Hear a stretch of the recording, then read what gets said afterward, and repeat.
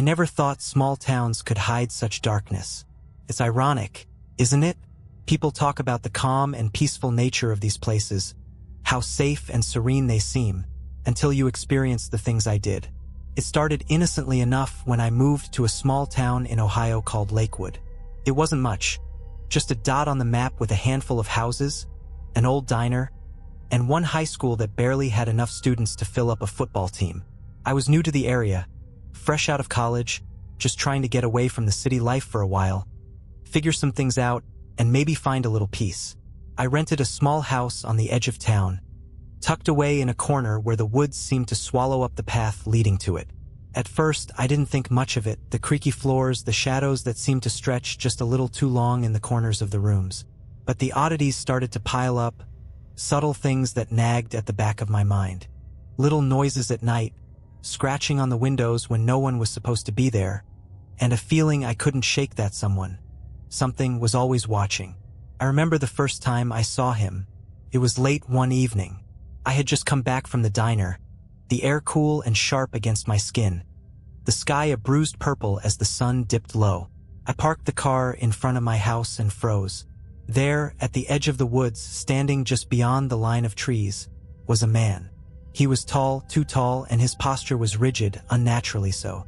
The worst part? He wasn't moving, just standing there, staring at me. His face was hidden beneath the brim of a hat, but I could feel his eyes burning into me, even from that distance. I did what anyone would do. I shook it off as some local wandering around, maybe trying to get a look at the new neighbor. But when I stepped inside and locked the door, I couldn't shake the feeling that he was still out there, watching. The next few days were strange. I didn't see him again, the tall figure standing at the edge of the woods, but the feeling lingered. Like the air in my house had thickened, each corner darker than it should have been, shadows clinging a little too tightly. The quietness of the small town, once comforting, now felt oppressive. People here were too polite, too reserved, as if they were hiding something. The neighbors were friendly enough, too friendly, maybe. Mrs. Peterson, an elderly woman who lived across the street, would stop by almost every day, bringing me some homemade pie or talking about the weather. It was almost like they were too eager to welcome me into their little world. One afternoon, she invited me to a small-town gathering at the local church, but something in her smile felt forced. "I think you'd fit right in here," she said, her voice sweet like honey but with a strange edge to it.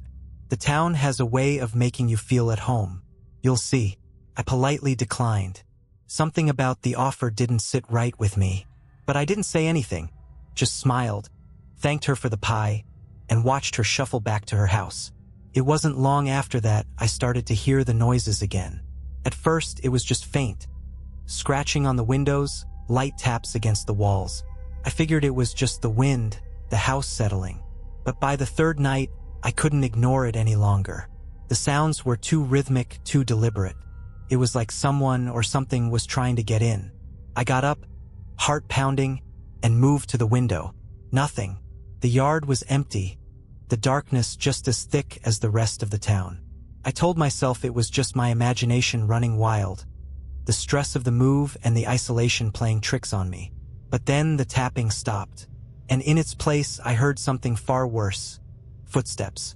Slow, deliberate steps crunching on the gravel path outside my house, as if someone was walking in circles around it. I held my breath, praying I was wrong, but the sound grew louder. It was coming closer. I peeked through the blinds, my heart racing, and saw a figure in the shadows. Not the tall man from before, but someone else. Smaller, hunched, and moving in a strange, jerky way. It stopped right at the window, and for a moment, everything went silent. I backed away, trembling, not sure if I was more afraid of what I had seen or what I hadn't. The footsteps continued for days. Every night, they circled my house, sometimes slow, other times fast, like something was toying with me. I couldn't sleep, couldn't think straight. The house, which had once seemed so charming, now felt like a trap, a prison that I couldn't escape. I tried talking to the locals about it, but when I mentioned hearing noises or seeing strange figures near my property, they gave me these uncomfortable, knowing looks. Mrs. Peterson especially would just smile and say, "Oh, it's just the wind, dear. You'll get used to it." As if it was the most normal thing in the world. But it wasn't normal. One afternoon, desperate for answers, I went to the town's library, hoping to find some old records or something that would explain the oddities. The library was small, more of a dusty room filled with old books than a real place to research. But there was one section at the back that caught my eye. Old town records. Journals from people who had lived here for generations. I began flipping through them, heart pounding as I read about Lakewood's strange history. In the 1800s, the town had been founded by a man named Elias Walker, a reclusive figure who had a notorious reputation for conducting strange rituals in the woods. They say he was obsessed with immortality, and the rumors of his dark practices lingered long after his death. As I dug deeper, I found more accounts from townspeople who spoke of the Watchers, strange figures who would appear at the edge of the forest, never quite seen, but always there. And then there was the most chilling entry of all, a mention of something called the Keeper, a creature said to be bound to the land, feeding off the fear and isolation of anyone who lived there. The more I read, the more the room seemed to close in around me. I could feel a cold breath on my neck, the hairs on the back of my neck standing up. I looked up, nothing, but the unease was undeniable. As I stood to leave, a book caught my eye on the shelf above me. It wasn't old or dusty, but it looked out of place, freshly bound, like it had been put there recently. I reached for it, and the moment my fingers touched the cover, I heard it, the tapping, right outside the library window. I froze, the sound almost too familiar. The footsteps, the same rhythmic, deliberate tapping. I slammed the book shut and rushed to the window. Nothing, just the darkening town. But then, in the reflection of the glass, I saw him, the tall man, his face still hidden beneath the brim of his hat, standing just beyond the trees, watching me. And that's when I understood. He wasn't just watching. He was waiting for me to make the next move. I didn't know what to do. The moment I saw him in the reflection, a cold, overwhelming fear gripped me, like I had crossed some invisible line. The man outside, standing so still, his posture unnaturally rigid, wasn't just a strange visitor. He was part of something much darker. I rushed out of the library, almost tripping over my feet, desperate to get back to my house. The small town seemed to close in on me with each step, the trees stretching their limbs as if reaching for me. The footsteps, now faint but unmistakable, echoed in my ears. As I reached my car, I turned around, half expecting to see the man right behind me. But there was nothing, just the quiet hum of the streetlights flickering to life. I couldn't stop myself. I drove straight home, my hands gripping the wheel until my knuckles ached. My mind raced, spinning with thoughts. I had to know more. I had to understand what was happening in this town, and why I felt like I was being pulled into something that went far beyond my control. That night, I couldn't sleep. The silence in the house was suffocating, but the unease I felt every time I closed my eyes was worse. I lay there, staring at the ceiling, when the sound started again. The tapping. But this time, it was different. It was louder, more insistent, almost like it was right outside my bedroom window. I couldn't ignore it any longer. I got out of bed, my breath shallow, my heart pounding. Slowly, I made my way to the window, moving cautiously, as if each step would trigger something worse. And there he was, the tall man, his face still hidden beneath the brim of his hat. But this time, I could see something else. His body wasn't quite right. His silhouette was too thin, too elongated, his arms unnaturally long and hanging by his sides like they were just barely attached to his body. Couldn't look away. And then, the worst part, I saw his eyes. They weren't human. They were hollow, deep, black pits where eyes should have been. No whites, no pupils. Just endless darkness staring back at me, as if they were drawing me in, pulling me closer. A voice echoed in my mind, a whisper that felt like it came from within the walls of the house. "He knows you're here." Suddenly, I snapped out of the trance. I stumbled backward, my body shaking, and in a blind panic, I slammed the window shut. The tapping stopped. But I knew he knew. That night, I tried to rationalize everything, convince myself I was just losing it. Maybe it was stress. Maybe it was all in my head. But deep down, I knew something had changed. I had seen him, and that was just the beginning. The next day, I did my best to keep it together. I forced myself to go to work at the small grocery store in town, trying to shake off the fear that had been gnawing at me. But it was useless. Every corner I turned, I felt eyes on me. Every shadow seemed to stretch just a little too long, like it was waiting to swallow me whole. At work, I tried to focus on the mundane tasks. Stacking shelves, greeting customers, pretending everything was fine. But every time I looked outside, I felt that familiar chill crawl up my spine. He was still out there, watching. That evening, I finally decided to confront Mrs. Peterson. Something in her smile, the way she had always been so eager to offer advice, to push me toward the town gatherings, told me she knew more than she was letting on. I had to know what was really going on. I knocked on her door, the familiar smell of freshly baked bread filling the air. She answered quickly, as if she had been expecting me. Her wrinkled face was framed by a warm, grandmotherly smile, but there was something in her eyes that made my skin crawl.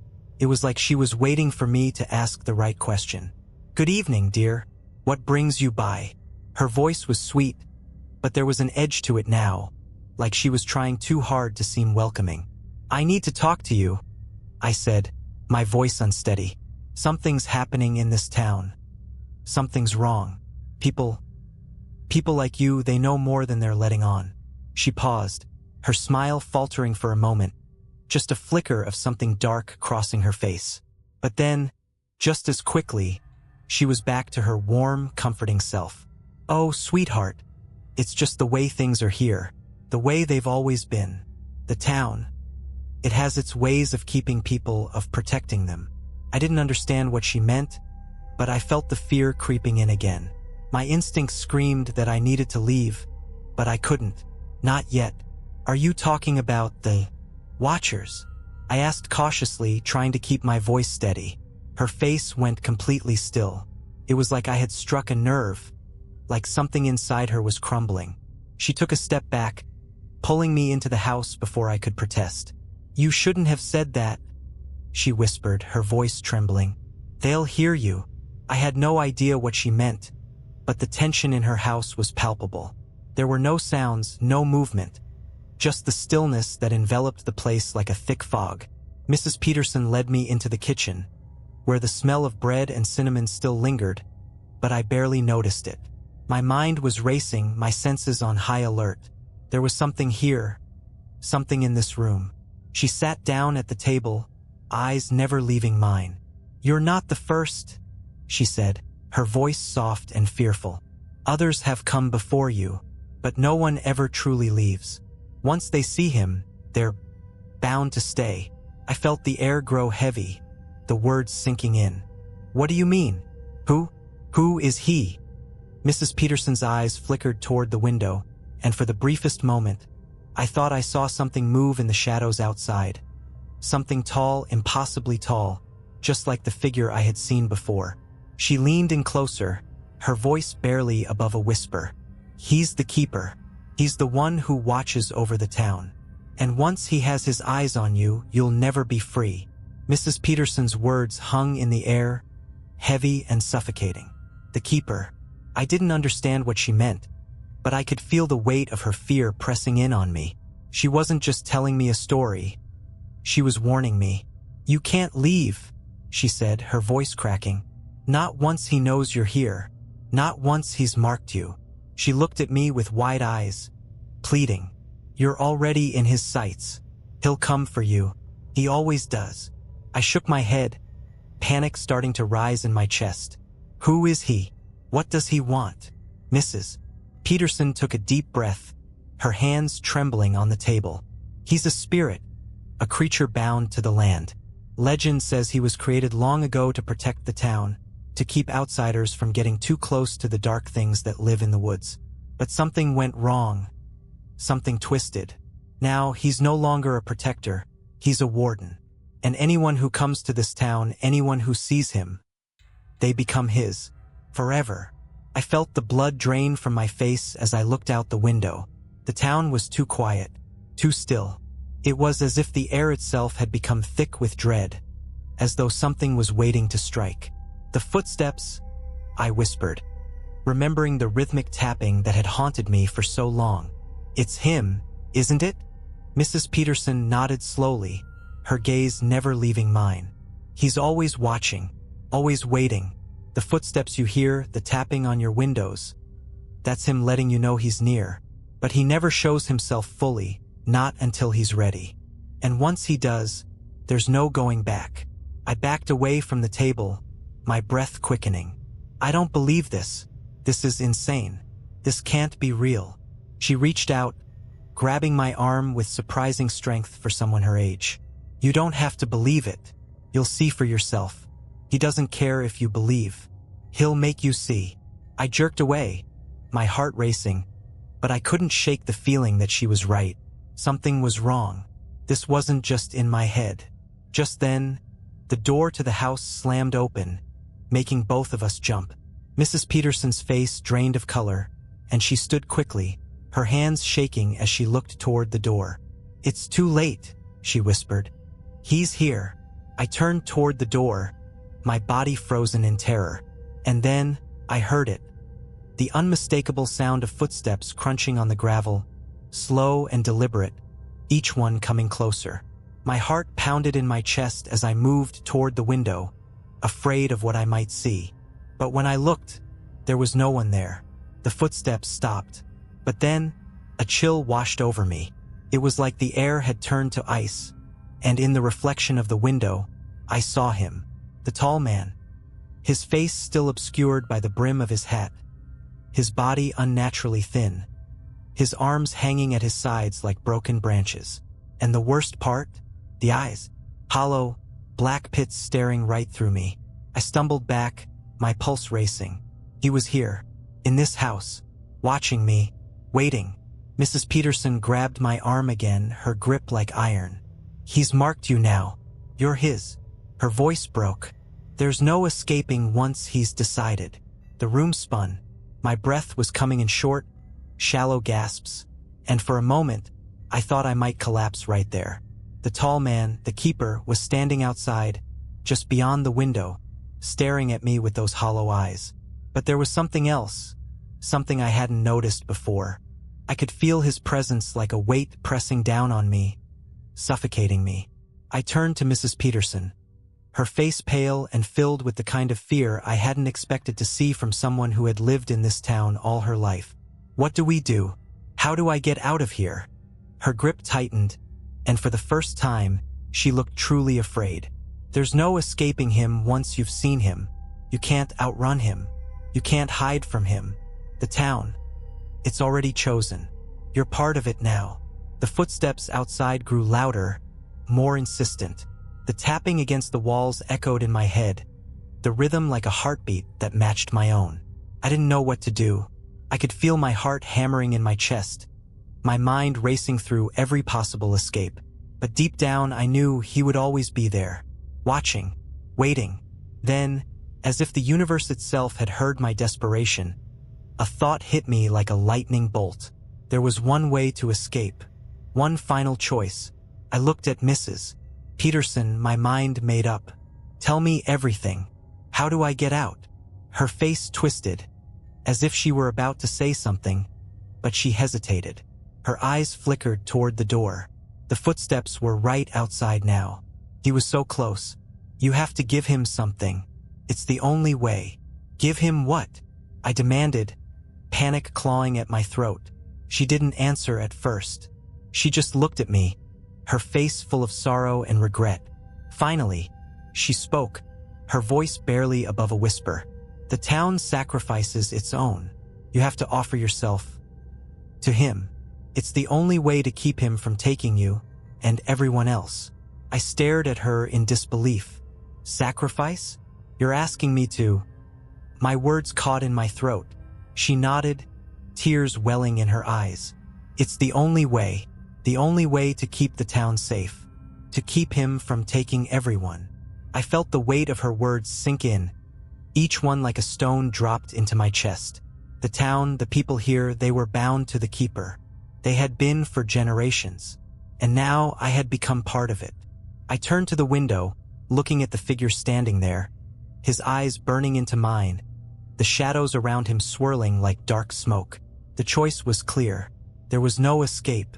The only way out was to become part of the darkness, to give myself to him, to the keeper.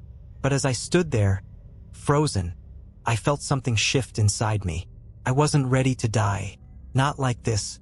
Suddenly, I understood. The keeper wasn't just watching me. He was feeding off my fear, off my desperation.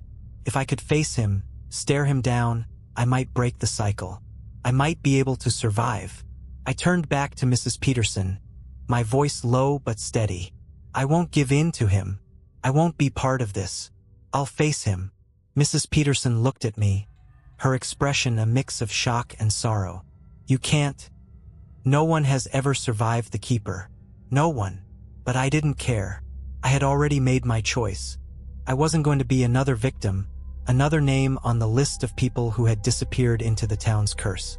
I walked toward the door, my heart pounding in my chest. The footsteps stopped the moment I opened it. The cold air hit me like a slap in the face, and the figure was there, tall, silent, waiting. I stepped out into the night, facing him. His hollow eyes locked onto mine, and for the first time, I didn't feel fear. I felt nothing. No terror, no dread. Just a quiet resolve. And then I said it loud and clear. I won't be yours. I won't belong to you. There was a moment of silence, like the world itself was holding its breath. And then, without warning, he stepped forward. His form blurred, shifting like smoke, until he was just inches from me. And then he was gone. I don't know how long I stood there, waiting, but when I finally looked around, I realized something had changed. The town, the woods, the people, everything was silent. Still, as if the curse that had held this place in its grip had finally been broken. I don't know if it was the keeper who had truly let me go, or if I had faced whatever twisted force that had been holding me. All I know is that I survived. I left that night and I never looked back. And I pray, every day, that I never hear those footsteps again.